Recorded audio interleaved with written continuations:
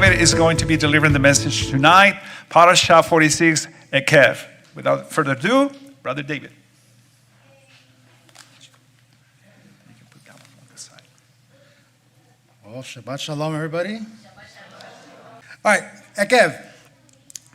This Torah portion is loaded with prophetic and deep thought. I mean, deep. I was doing a lot of digging and a lot of research.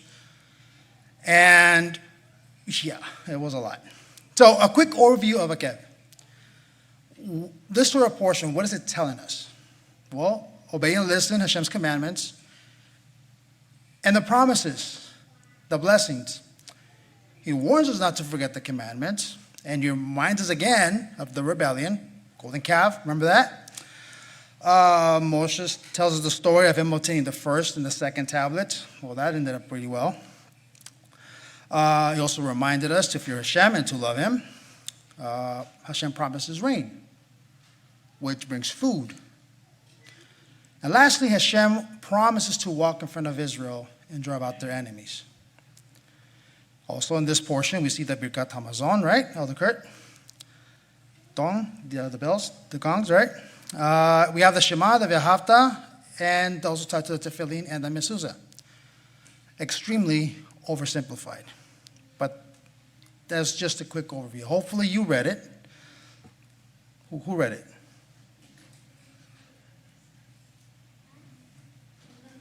That's it? Oh, wow. Okay. Okay, well, I'm going to, hopefully this makes sense to you. So like I said, as my research, I came through a lot of teachings, the deep understanding of our sages.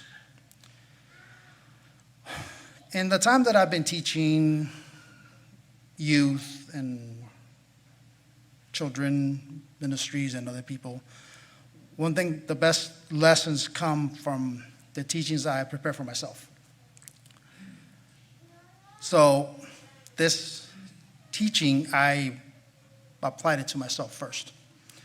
So this is me taking a thought on Ekev. So as we see, Ekev is translated as because, but also is in consequence of, result of, or heel, as in the heel of your foot. So today I'm going to focus on Devarim 7:12, just the one verse. That's it. From the CJB, because you are listening to these rulings, keeping and obeying them, Adonai your God will keep you with the covenant and mercy that he swore to your ancestors. Okay? Now the Amplified Bible.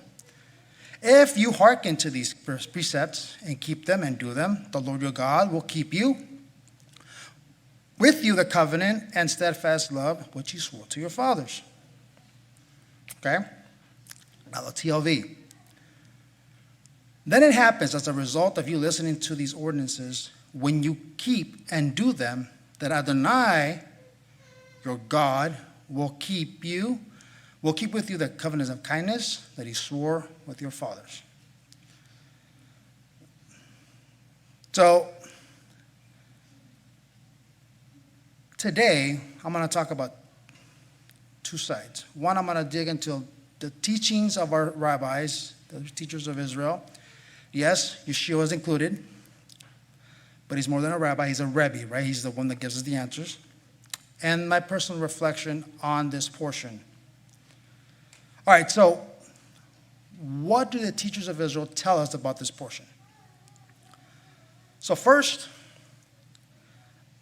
I'm only going to focus on 5 words. The first 5 words of the Torah portion, which are V'chaya ekev tishme'un et hamishpatim ha'ele. That's it. Which translates to, this is what will happen as a result you listen to these ordinances. That's it. And I'll tell you why. And I'm going to go through this little by little. So, again, I'm going to focus on V'chaya, Ekev, Tishme'un, Mishpatim, and Ha'ele. The word et has its own meaning, and it does, but I'm not going to focus on that today. So what does Vechaya mean? Or HaChaim, Rabbi Chaim Ibn Attar from Morocco, he was born in 1696 and died in 1743. He explained this. I think if we must explain the word Ekev in terms of the statement and Bereshit Rabbah 42:3 that whenever the Bible uses the term Vehaya, it implies that something pleasant is being discussed. This should give us a hint. Vechaya means something pleasant.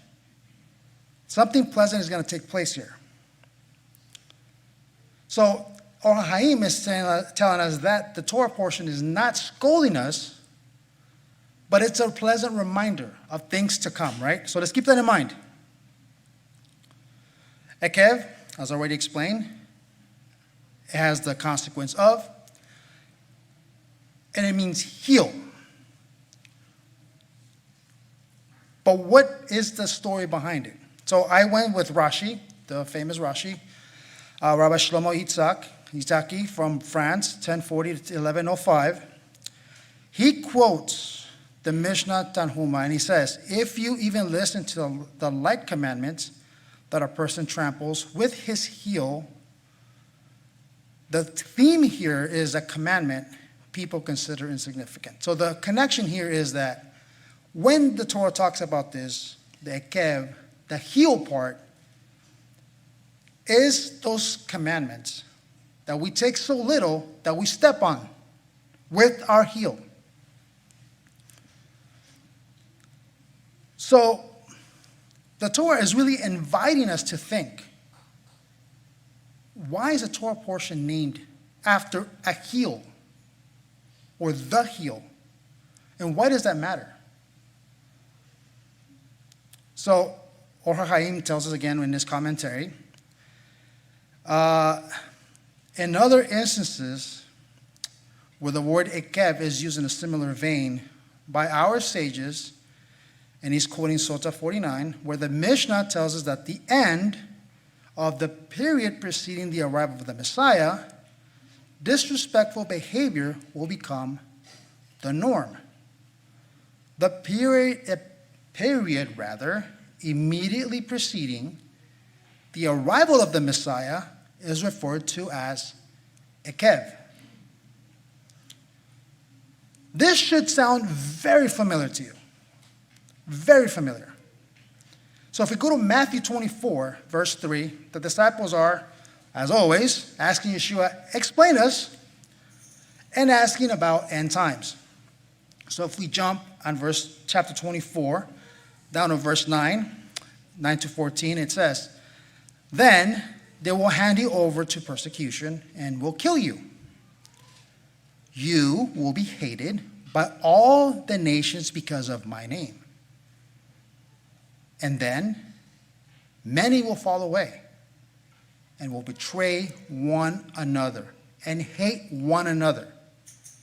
Many false prophets will arise and lead many astray, because lawlessness will multiply and the love of many will grow cold. So we see here that Yeshua is explaining to us what this period is, because he's talking about the time before he arrives.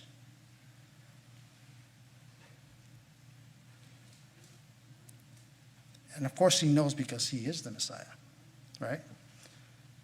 The time of the heel, Ekev, is now. That is what Yeshua is explaining to the Talmidim. That is what the rabbis of Israel are also saying. So that's the point today. That's where I'm going to focus. This lack of respect or growing cold, so to speak. So that's what Ekev is referring to here. Then the next word is tishemeun, which is the root word there, shema, which means what?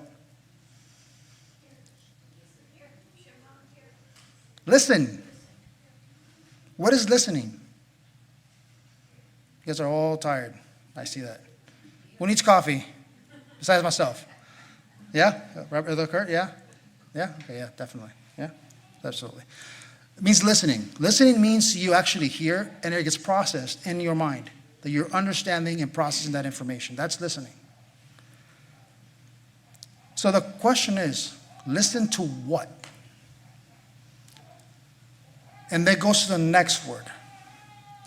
So here it says, in the translation, you'll see commandments, ordinances, in other words. And if I were to ask you what that is, most people will say mitzvot or mitzvah. But that's not the word. The word is mishpatim. That's one translation. And it is translated as judgment. But that's not the only translation. It does no justice to the word. What is a mishpat? Mishpatim is the plural, mishpat is the singular. It can also be translated to govern, to judge, to render justice. Mishpat are orders or rulings that we must abide when we deal with each other. In other words, these are horizontal commandments. A mishpat is a horizontal commandment. So, unlike a mitzvah is different. A mitzvah, it's a vertical, connection. It is a commandment that we do and connect to Hashem. A mitzvah, God tells us, do this because.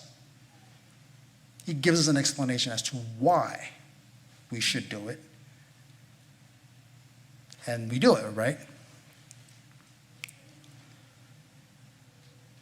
But then there are commandments that have zero explanation. No explanation, no reasoning, no rationale, no nothing. Those are called hukat or hukim. Those are also vertical commandments. And this is why, for those of you who don't know, the sages of Israel spend a lot of their time explaining these commandments. How do we do them? Hence, the Talmud and all the commentaries. So, if you haven't caught on yet, I hope the explanation of the rulings and orders and commands that Hashem has given us, the difference among them, will give you a hint.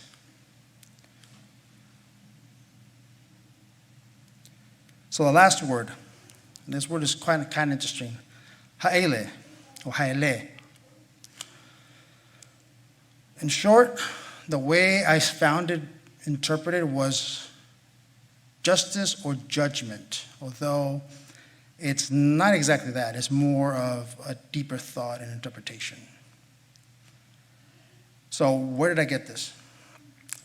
So Rabbi Isaac ben Solomon Luria, or the Arizal, and if you don't know him, he's a Kabbalist, but this interpretation is very important because it gives us a sight as to why these words are so important and the understanding of what Hashem is trying to tell us through the Torah here.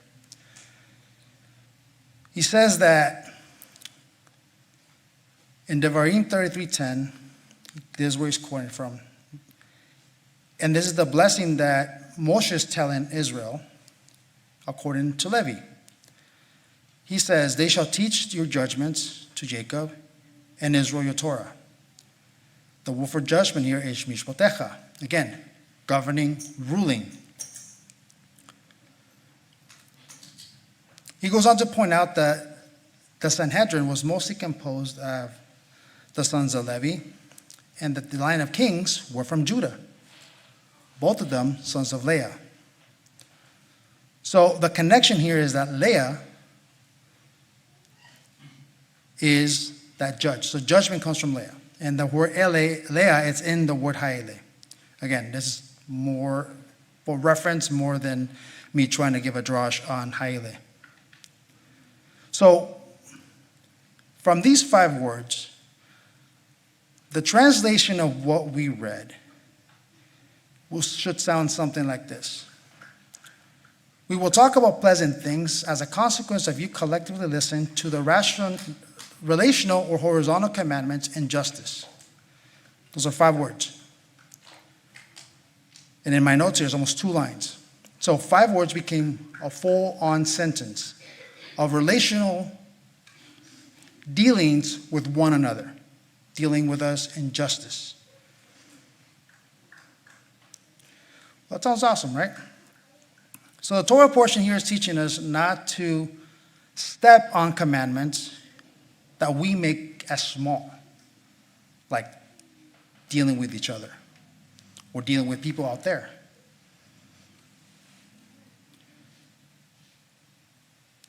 That we should collectively, ve'ahavta loreha kamocha, love your neighbor as yourself. So Hashem in his infinite love has given us a roadmap to reach his promises because he loves us, and not by our own merit, as it is detailed in this Torah portion. He is telling us to deal with each other in justice. That if we follow these commandments, we will receive what? The rain, which will give us the food. The protection that he promises to give us. There will be no lack of life, children, right? There will be no sterile men or women. These promises are coming because he says, when you deal with each other justly, fairly, righteously, I will open up the rain, and I will give you the blessing. So, each of these promises, each of these things that we read in the whole Torah portion, promise is joy. Although in the Torah portion itself, there is no mention of the word joy at all. But as I was coming with all of this, and I read the portion, and I listened to it, I didn't understand what was going on. I struggled with understanding. I struggled with to put this message together. I could not comprehend what Hashem was saying in this Torah portion. And it's easy to kind of rip somebody off. Like, I can go for Rabbi Sachs. I have a lot of his books in my house. I can just go and open in a book. There's a sermon teaching on Ekev. Write it, explain it, bring it over, and done. But as I said earlier, the best teachings that I've experienced are the ones that I learn and apply to myself. So, this week for me has been a tough one. I had a lot to reflect on these days. And I don't have to tell you, you all know, this world is cold. People are not nice. And I'm sure we all can agree on that. And this week I found myself in a place that I did not want to be or need to be. I had an experience this week that allowed me to understand the mishpat for others. Story. Some persons or people, who knows, 1, 2, many different people, I don't know. They wrote some obscenities on my truck, which is parked in the street. And then they proceeded to spray paint my truck.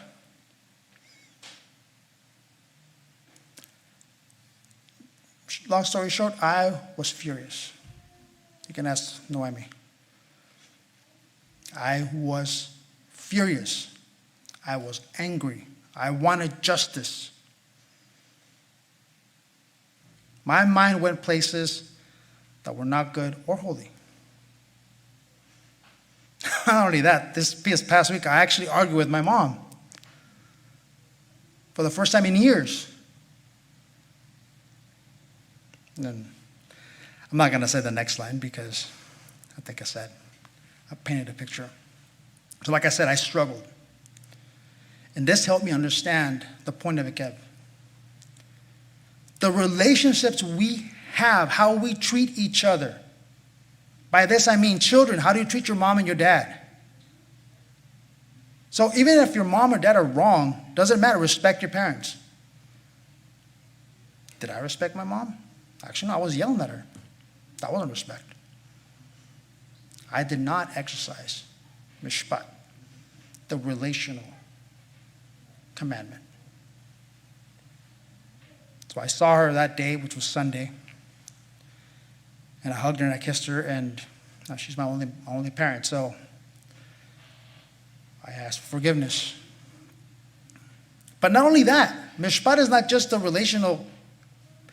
relationships amongst other people, it's husband and wives. How are you treating each other? Or how are you being treated? Can that be forgiven? Can that be set aside? Can we deal injustice when we are being hurt, offended? Right? Can we deal injustice? Which is why I mentioned that Ha'ele part, justice. Not that I wanted to get into the Kabbalistic side of things, and I could, but I'm not. Well, I shouldn't, actually. Scratch the last part, I shouldn't.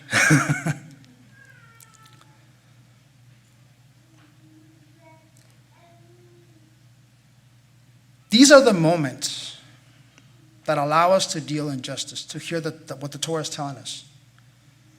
Don't trample on the relational commandments. The heel. Don't trample on the mishpat. Don't trample on how you treat your brother, how you treat your sister.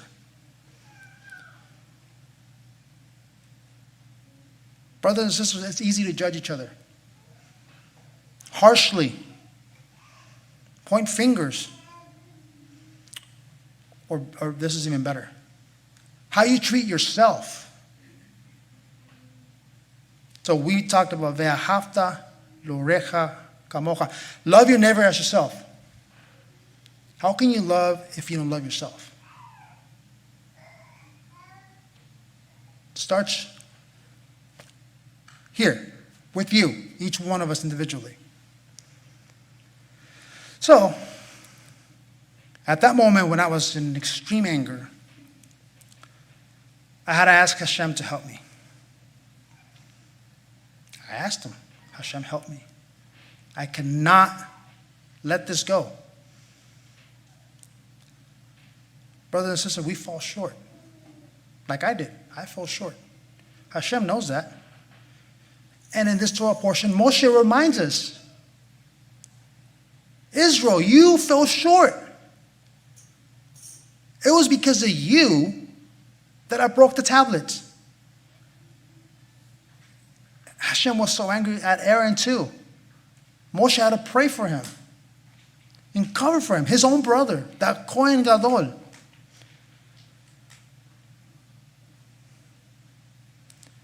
So what does Yeshua say about this? In Matthew 5, verses 21 through 26, says this: You have heard that our fathers were told, do not murder, and that anyone who commits murder will be subject to judgment. But I tell you that anyone who nurses anger against his brother will be subject to judgment. That whomever calls his brother, you good for nothing, will be brought before the Sanhedrin. That whomever says, fools, incurs the penalty of burning in the fire of a Gehinnom.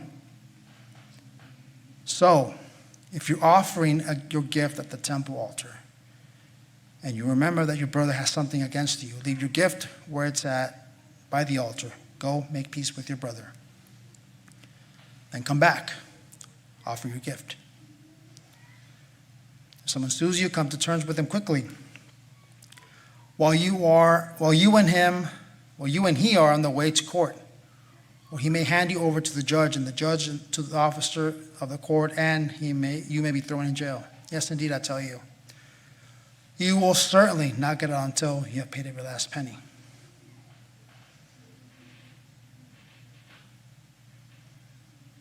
So what's the lesson here?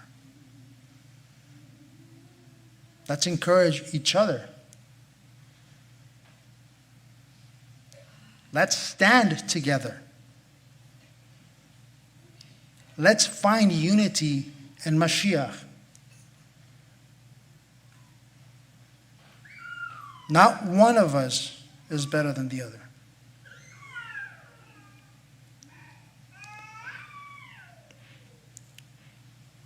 And everybody goes through their own process, their own path, their own journey. Just as the people that wrote on my truck, all those things that they wrote. I shouldn't have acted the way I did. So I had to do something. So hopefully my experience has served in some purpose to all of you.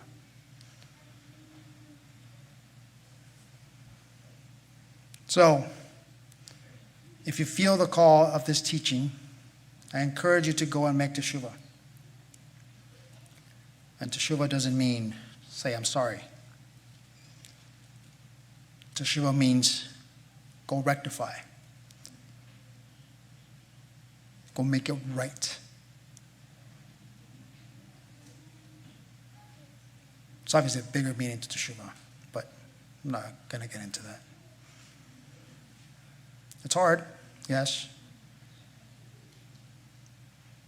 But our ego is, and our pride is what gets in the way. So I'm closing with this. I mean, it was a very short message. One thing that always comes to my mind when I have a struggle, like the one I shared, is I remember that Hashem has seen me at my worst.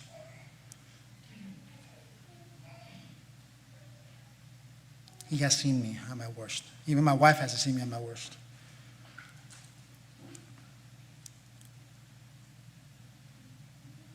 And yet, I'm still here. I'm not dead. And I'm serving. Righteousness is not obtained by praying, brothers and sisters. As it says in Proverbs 24:16, the righteous falls 7 times and gets back up. Here, what it says, we become righteous when we get up. So, get back up. Don't stay down. Treat yourself, treat others with love and respect. So, I hope that makes an impact in your life in some way. And that's it. Shabbat shalom. Shabbat shalom.